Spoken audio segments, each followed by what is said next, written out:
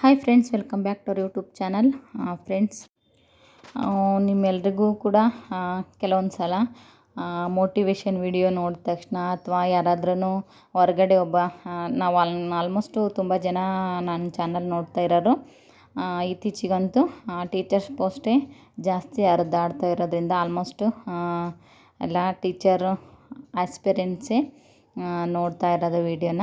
So ಅದಕ್ಕೋಸ್ಕರ ಸ್ವಲ್ಪ ಈ ಪರ್ಟಿಕ್ಯುಲರಾಗಿ ಟೀಚರ್ಸ್ ಎಕ್ಸಾಮ್ಗೆ ನಾವು ಓದ್ತಾ ಇದ್ದೀವಲ್ವ, ನಮಗೆ ಯಾವ ಥರ ಫೀಲ್ ಆಗುತ್ತೆ ಒಂದು ಎಕ್ಸಾಮ್ ಬಗ್ಗೆ ಓದೋದಾಗಲಿ ಅಥವಾ ಹೊರಗಡೆ ಹೋದಾಗ ನಾವು ಒಂದೇ ಫೀಲ್ಡಲ್ಲಿ ಇರೋದ್ರಿಂದ ಬೇರೆ ಯಾವುದೇ ಒಂದು ಆಫೀಸ್ ವರ್ಕು ಅಥವಾ ಇನ್ನೊಂದು ಯಾವುದೇ ಕೆಲಸ ಮಾಡೋಕ್ಕೆ ಇಂಟ್ರೆಸ್ಟ್ ಬರೋಲ್ಲ.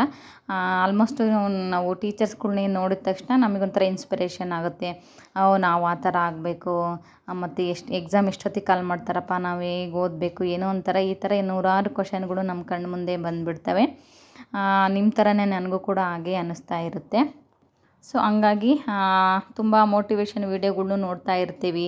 ಆಮೇಲೆ ಬುಕ್ಸು ಹಿಡ್ಕೊಂಡ ತಕ್ಷಣ ಇನ್ನೊಂದು ಯಾವುದೋ ಕೆಲಸ ಬಂದುಬಿಡುತ್ತೆ, ಅದನ್ನು ಅಲ್ಲೇ ಬಿಟ್ಟು ಹೋಗ್ತೀವಿ. ಈ ಥರ ನೂರಾರು ಅಡ್ಡಿಗಳು ಬಂದೇ ಬರ್ತವೆ. ಇವಕ್ಕೆಲ್ಲ ತಲೆ ಕೆಡ್ಸ್ಕೊಂಡಂಗೆ ನಾವು ಒಂದು ಗುರಿನ ಇಟ್ಕೊಂಡು ನೀಟಾಗಿ ಸ್ಟಡಿನ ಮಾಡ್ಕೋಬೇಕಾಗುತ್ತೆ. ದಿನದಲ್ಲಿ ನಮಗೆ ಇಷ್ಟು ಗಂಟೆ ನಾವು ಓದಬೇಕು ಅಂದ್ಕೊಂಡಿರ್ತೀವಲ್ಲ, ಅಷ್ಟು ಟೈಮಲ್ಲಿ ನಾವು ಓದಿ ಮುಗಿಸ್ಕೋಬೇಕು. ಇನ್ನು ಬೇರೆ ಕೆಲಸಗಳು ಅನಾವಶ್ಯಕವಾಗಿ ಮಾಡೋಕ್ಕೆ ಹೋಗಬಾರ್ದು. ಅದು ಇನ್ನೂ ಸ್ವಲ್ಪ ಅಥವಾ ನಮಗೆ ಇಂಟ್ರೆಸ್ಟ್ ಇದ್ದಾಗ ಓದಬೇಕು, ಇಂಟ್ರೆಸ್ಟ್ ಇಲ್ಲ ಅಂದರೆ ಆ ಕೆಲಸಕ್ಕೆ ಹೋಗಬೇಕು. ಈ ಥರ ನಾವು ಓದಿದಾಗ ಮಾತ್ರ ನಾವು ಓದಿದ್ದು ಕೂಡ ಚೆನ್ನಾಗಿ ನೆನಪಿರುತ್ತೆ, ಮತ್ತು ನಾವು ಗುರಿನೂ ಕೂಡ ತಲುಪೋಕ್ಕೆ ಸಾಧ್ಯ ಆಗುತ್ತೆ. ನಾವು ಹೆಣ್ಮಕ್ಳಾಗಿರೋದ್ರಿಂದ ಬರೀ ಒಂದು ಹತ್ರ ಕೂತ್ಕೊಂಡು ಓದಿದರೆ ಬೆಳಗ್ಗಿಂದ ಸಂಜೆ ತನಕ ಆಗಲ್ಲ. ಎಲ್ಲ ಕೆಲಸನೂ ಕೂಡ ಮಾಡ್ಕೋಬೇಕು. ಆಮೇಲೆ ಸ್ಕೂಲಿಗೆ ಹೋಗೋ ಮಕ್ಕಳನ್ನು ಕರಿಬೇಕು. ಇನ್ನು ಮನೆಯಲ್ಲಿ ಬಟ್ಟೆ ಪಾತ್ರೆ ಈ ಥರ ಎಲ್ಲ ಕೆಲಸಗಳು ಕೂಡ ಇರ್ತವೆ. ಅದನ್ನು ಕೂಡ ನಾವು ಪರ್ಫೆಕ್ಟಾಗಿ 100% ನಿರ್ವಹಿಸಲೇಬೇಕಾಗುತ್ತೆ. ಅದರಲ್ಲೂ ಕೂಡ ವೇರಿಯೇಷನ್ ಆಗೋಂಗಿಲ್ಲ. ಅದ್ರ ಜೊತೆಗೆ ನಮ್ಮ ಗುರಿನೂ ಕೂಡ ನಾವು ತಲುಪಬೇಕಾಗುತ್ತೆ. ಸೊ ಆವಾಗ ಮತ್ತು ನಾವು ನಿದ್ದೆನೂ ಕೂಡ ಕೆಡಿಸ್ಕೊಳಕ್ಕಾಗಲ್ಲ. ಯಾಕಂದರೆ 1-2 ಅವರ್ಸ್ ನಮಗೆ ನಿದ್ದೆ ಕಡಿಮೆ ಆತಂದರೆ ಎಲ್ಲ ಕೆಲಸಗಳು ನಮಗೆ ಡ್ಯೂ ಆಗಿಬಿಡ್ತವೆ. ಮತ್ತು ಈ ಕಡೆ ಓದೋಕ್ಕೂ ಆಗೋಲ್ಲ, ಮನೆ ಕೆಲಸನೂ ನಿರ್ವಹಿಸೋಕ್ಕಾಗಲ್ಲ. ಒಂಥರ ಏನೋ ಗಲಿಬಿಲಿ ಆಗಿಬಿಡ್ತೀವಿ. ಈ ಕಡೆ ಸಂಸಾರದಲ್ಲೂ ಕೂಡ ಅಸ್ತವ್ಯಸ್ತ ಆಗಿಬಿಡುತ್ತೆ. ಇಲ್ಲಿಗೆ ಬಿಟ್ಬಿಡೋಣೇನಪ್ಪ ಓದೋದು ಅನಿಸುತ್ತೆ. ಬಟ್ ಆಗಲ್ಲ, ನಮಗೆ ಪೂರ್ತಿ ಮನಸ್ಪೂರ್ವಕವಾಗಿ ಅಕ್ಸೆಪ್ಟ್ ಮಾಡ್ಕೊಳಕ್ಕಾಗಲ್ಲ ಆ ವಿಷಯದಲ್ಲಿ. ಬಿಟ್ಬಿಡೋಣ ಸಾಕು ಅಂತ. ಯಾಕಂದರೆ ನಮ್ಮ ಮನಸ್ಸು ಅದನ್ನು ಕೇಳ್ತಾ ಇರುತ್ತೆ. ಇಲ್ಲ, ನೀನು ಓದಬೇಕು, ನೀನು ಎಕ್ಸಾಮ್ ಪಾಸ್ ಮಾಡಬೇಕು ಅಂತಲೂ ಹೇಳ್ತಾ ಇರುತ್ತೆ ಒಂದು ಮನಸ್ಸು ಇದೆಲ್ಲ ಏನಕ್ಕಪ್ಪ ಬೇಕು ನಮಗೆ, ಆರಾಮಾಗಿ ಇರೋದ್ರಲ್ಲೇ ಖುಷಿಯಾಗಿದ್ಬಿಡೋಣ, ಸದ್ಯಕ್ಕೆ ಇವಾಗ ನೆಮ್ಮದಿಯಾಗಿರೋಣ, ಮಕ್ಕಳ ಜೊತೆ ಸಂಸಾರದಲ್ಲಿ ಯಾವುದೇ ಥರ ಮನಸ್ತಾಪಗಳು ಬೇಡ, ಈ ಥರನೂ ಕೂಡ ಅನ್ನಿಸ್ತಾ ಇರುತ್ತೆ. ಎಲ್ರಿಗೂ ಕೂಡ ಆಲ್ಮೋಸ್ಟ್ ಈ ಥರ ಅನಿಸುತ್ತೆ. ಯಾಕಂದರೆ ಈಗ ಬೇಗ ನೋಟಿಫಿಕೇಷನ್ ಮಾಡಿಬಿಟ್ಟು ನಾವು ಟಚ್ಚಲ್ಲೇ ಇರೋದ್ರಿಂದ ಒಂದು 6 ಮಂತ್ ಒಳಗೆ ಎಕ್ಸಾಮ್ ಕಾಲ್ ಮಾಡಿಬಿಟ್ರೆ ನಮಗೆ ಗ್ರಿಪ್ ಇರುತ್ತೆ. ನೋಟಿಫಿಕೇಷನ್ ಆಗಿದೆ, 100% ನಾನು ಇದಕ್ಕೆ ಎಫರ್ಟ್ ಹಾಕಬೇಕು, ನಾನು ಜಾಬನ್ನು ತಗೋಬೇಕು ಅಂತ ಕೂತ್ಕೊಂಡು ಓದ್ತೀವಿ. ಬಟ್ ಇಲ್ಲಿ 6 ತಿಂಗಳು ವರ್ಷದ ತನಕ ಗ್ಯಾಪ್ ಆಗಿಬಿಟ್ರೆ ಸುಮ್ಮನೆ ಬರೀ ತ್ಯಾಗ ಮಾಡೋದ್ರಾಗೆ ಹೋಗ್ಬಿಡುತ್ತೆ ಜೀವನ. ಈ ಕಡೆ ಸಂಸಾರನೂ ನೀಟಾಗಿ ಮಾಡೋಕ್ಕಾಗಲ್ಲ, ಈ ಕಡೆ ಓದೋದು ಆಗಲ್ಲ.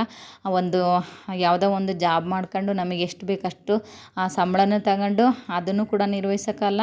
ಇಷ್ಟೆಲ್ಲ ನಮಗೆ ಬಂದ್ಬಿಡ್ತವೆ. ನನಗೂ ಕೂಡ ನಿಮ್ಮ ಥರನೇ ಅನಿಸುತ್ತೆ. ಬಟ್ ಎಲ್ರಿಗೂ ಕೂಡ ಈ ಥರ ಅನಿಸಿರುತ್ತೆ.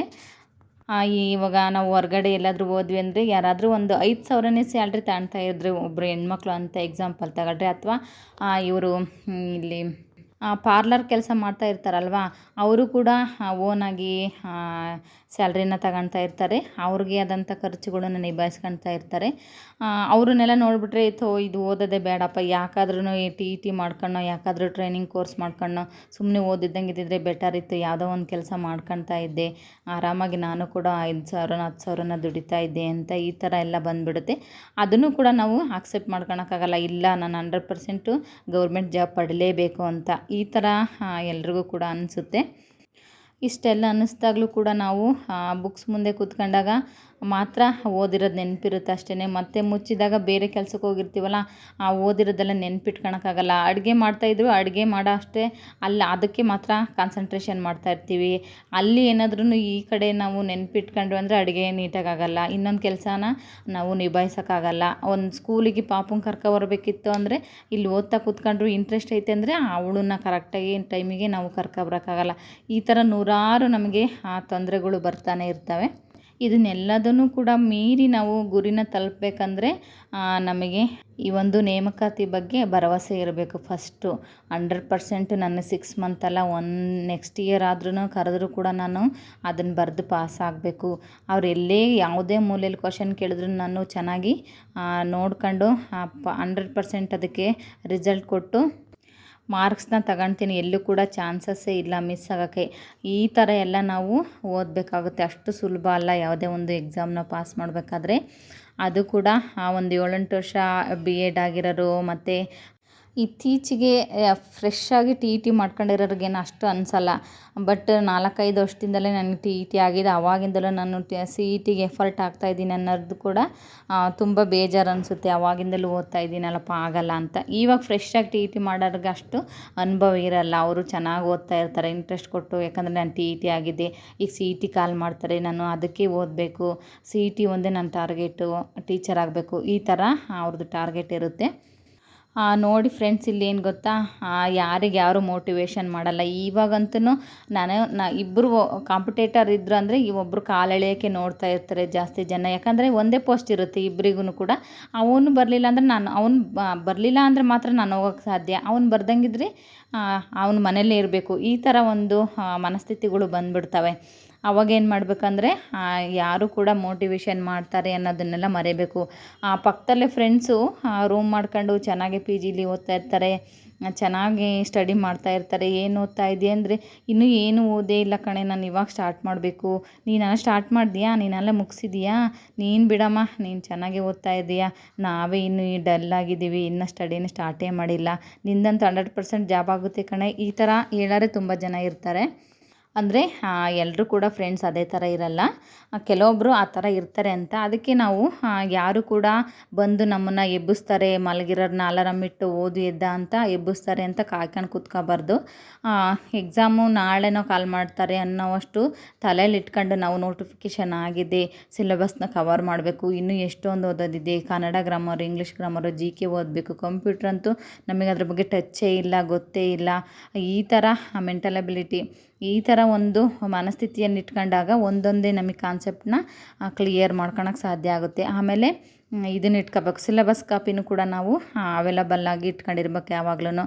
ಅದನ್ನು ಕೂಡ ಇಟ್ಕೊಂಡು ಚೆನ್ನಾಗಿ ಓದ್ಕೊಳ್ತಾ ಇರಬೇಕಾಗುತ್ತೆ. ಅದಕ್ಕೆ ನಮ್ಮ ಮನಸ್ಸಲ್ಲಿ 2 ಮನಸ್ಸಿರುತ್ತೆ, ಒಂದು ಪಾಸಿಟಿವ್, ಒಂದು ನೆಗೆಟಿವ್ ಅಂತ. ಈ 2 ಮನಸ್ಸುಗಳ ಮಧ್ಯೆನೇ ನಮಗೆ ಕಾಂಪಿಟೇಷನ್ ನಡೀತಾ ಇರುತ್ತೆ. ಒಂದು ಒಳ್ಳೆ ಮನಸ್ಸನ್ನು ಕೆಟ್ಟ ಮನಸ್ಸು ಮುಂದಕ್ಕೆ ಹೋಗೋಕ್ಕೆ ಬಿಡೋದೇ ಇಲ್ಲ. ಅದಕ್ಕೋಸ್ಕರ ಇಲ್ಲಿ ನಮಗೆ ನಾವೇ ಮೋಟಿವೇಶನ್ ಮಾಡ್ಕೊಂಡು ನಾವೇ ಅಟ್ಲೀಸ್ಟ್ ಇಷ್ಟು ದಿನ ಅಂತೂ ಏನಾಯಿತೋ ಹೋಯ್ತೋ ಗೊತ್ತಿಲ್ಲ, ನೆಕ್ಸ್ಟ್ ಇನ್ನು 6 ಮಂತ್ ಒಳಗಂತೂ ಎಕ್ಸಾಮ್ ಕಾಲ್ ಮಾಡ್ತಾರೆ ಅಂತ ಅಂದ್ಕೊಂಡು ಇನ್ನು 3 ತಿಂಗಳೊಳಗೆ ಕಾಲ್ ಮಾಡಿದ್ರೂ ಕೂಡ ನಾನು ಕರೆಕ್ಟಾಗಿ ಎಲಿಜಿಬಲ್ ಆಗ್ತೀನಿ ಅನ್ನೋಷ್ಟು ಕೆಪಾಸಿಟಿ ನಮ್ಮಲ್ಲಿ ಇರಬೇಕಾಗುತ್ತೆ. ಇಷ್ಟು ಚೆನ್ನಾಗಿ ನಾವು ಓದ್ಕೋಬೇಕಾಗುತ್ತೆ. ಸೊ ಇದು ನಮ್ಮ ಜೀವನದ ವಾಸ್ತವಿಕ.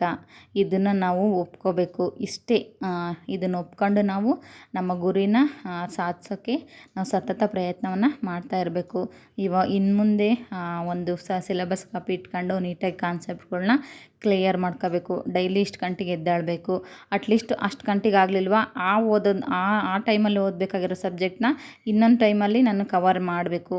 ಈಗ ಎಲ್ಲ ತ್ಯಾಗ ಮಾಡಲೇಬೇಕಾಗುತ್ತೆ. ಕೆಲವೊಂದು ಪರ್ಸನಲ್ಲಾಗಿ ನಾನೆಲ್ಲ ಹೊರಗಡೆ ಹೋಗ್ಬೇಕಾಗಿತ್ತು ಒಂದು ಫ್ರೆಂಡ್ಸ್ ಜೊತೆಗೆ ಅಥವಾ ಇನ್ನೊಂದು ಏನಕ್ಕೋ ಒಂದು ಫಂಕ್ಷನಿಗೋ, ಅದನ್ನೆಲ್ಲ ಸ್ವಲ್ಪ ದಿನ ಅವಾಯ್ಡ್ ಮಾಡಿಬಿಟ್ಟು ಅಂಥವನ್ನ ತ್ಯಾಗ ಮಾಡಬೇಕಾಗುತ್ತೆ ಅಷ್ಟೇ. ಇನ್ನು ನಾವು ಒಂದು ಕುಟುಂಬದಲ್ಲಿದ್ದಾಗ ಎಲ್ಲರಿಗೂ ಕೂಡ ಅವರ ಕೆಲವೊಂದು ಆಸೆ ಆಕಾಂಕ್ಷೆಗಳಿಗೆ ನಾವು ನಿರಾಸೆ ಮಾಡೋಕ್ಕಾಗಲ್ಲ, ಅವನ್ನ ತ್ಯಾಗ ಮಾಡೋಕ್ಕಾಗಲ್ಲ. ಅವನ್ನ ನಾವು ಒಪ್ಕೊಂಡು ನಮ್ಮದೇ ಆದಂಥ ಕೆಲವೊಂದು ಆಸೆ ಆಕಾಂಕ್ಷೆಗಳನ್ನ ತ್ಯಾಗ ಮಾಡ್ಕೊಂಡು ಒಂದು 3 ತಿಂಗಳಲ್ಲ 6 ತಿಂಗಳು ಚೆನ್ನಾಗಿ ಓದ್ಕೊಂಡು ಎಲ್ಲರೂ ಕೂಡ ತಮ್ಮ ಗುರಿಯತ್ತ ಸಾಗೋಣ ಅಂತ ಹೇಳ್ತಾ ಈ ಒಂದು ವಿಡಿಯೋನ ಇಲ್ಲಿಗೆ ಮುಗಿಸ್ತಾ ಇದ್ದೀನಿ ಫ್ರೆಂಡ್ಸ್. ಈ ಒಂದು ವಿಡಿಯೋ ನಿಮಗೆ ಹೇಗೆ ಅನ್ನಿಸ್ತು ಅಂತ ಕಮೆಂಟ್ ಮಾಡಿ, ಹಾಗೆ ಒಂದು ಲೈಕ್ ಮಾಡಿ. ನೆಕ್ಸ್ಟ್ ನಾನು ಕೂಡ ಒಂದು ವಿಡಿಯೋನ ನಿಮಗೆ ಮೋಟಿವೇಶನ್ ಆಗಿ ಹೇಳೋಕ್ಕೆ ಸಾಧ್ಯ ಆಗುತ್ತೆ, ನನಗೂ ಕೂಡ ಒಂದು ಇನ್ಸ್ಪಿರೇಷನ್ ಆಗುತ್ತೆ. ನಿಮ್ಮಿಂದ ಒಂದು ಕಾಮೆಂಟ್ ಬಂತು ಅಂದರೆ ಏನೋ ಒಂಥರ ಏನು ಹಾಕಿರ್ಬೋದು ಕಾಮೆಂಟು, ಅವರು ನನ್ನ ವಿಡಿಯೋಗೆ ಯಾವ ಥರ ಲೈಕ್ ಬಂದಿದೆ, ಏನು ರೆಸ್ಪಾನ್ಸ್ ಮಾಡ್ತಾ ಇದ್ದಾರೆ ಅಂತ ನನಗೂ ಕೂಡ ಓದೋಕ್ಕೆ ಒಂದು ಕ್ಯೂರಿಯಾಸಿಟಿ ಇರುತ್ತೆ. ಮತ್ತು ಗೊತ್ತಿಲ್ಲ ಅಂದರೆ ತಿಳ್ಕೊಂಡು ಹೇಳೋಕ್ಕೂ ಕೂಡ ನನಗೆ ಅನುಕೂಲ ಆಗುತ್ತೆ. ಹಾಗಾಗಿ ಸಬ್ಸ್ಕ್ರೈಬ್ ಮಾಡ್ಕೊಂಡು ಕೂಡ ಈ ಒಂದು ವಿಡಿಯೋನ ವಾಚ್ ಮಾಡಿ ಅಂತ ಹೇಳ್ತಾ, ನೆಕ್ಸ್ಟ್ ಇದೇ ಥರ ವಿಡಿಯೋದಲ್ಲೇ ಸಿಗ್ತೀನಿ. ಅಲ್ಲಿವರೆಗೂ ಚೆನ್ನಾಗಿ ಓದ್ತಾ ಇರಿ.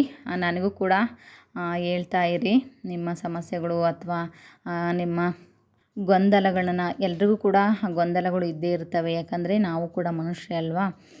ಸೊ ಒಂದಲ್ಲ ಯಾವುದೇ ಒಂದು ಸಮಸ್ಯೆಗೆ ಒಂದು ಪರಿಹಾರ ಇದ್ದೇ ಇರುತ್ತಲ್ವ. ಅದಕ್ಕೋಸ್ಕರ ನಾವು ಎಲ್ಲ ಒಂದು ಕಾರಣಗಳಿಗೂ ಪರಿಹಾರ ಹುಡುಕೊಂಡು ಅದ್ರ ಜೊತೆಗೆ ನಮ್ಮ ಒಂದು ಏಮ್ನ ಮುಟ್ಟೋಕ್ಕೆ ಪ್ರಯತ್ನ ಮಾಡೋಣ ಅಂತ ಹೇಳ್ತಾ, ಮತ್ತೆ ವ್ಲಾಗಲ್ಲಿ ಸಿಗ್ತೀನಿ. ಅಲ್ಲಿವರೆಗೂ ಬಾಯ್, ಟೇಕ್ ಕೇರ್.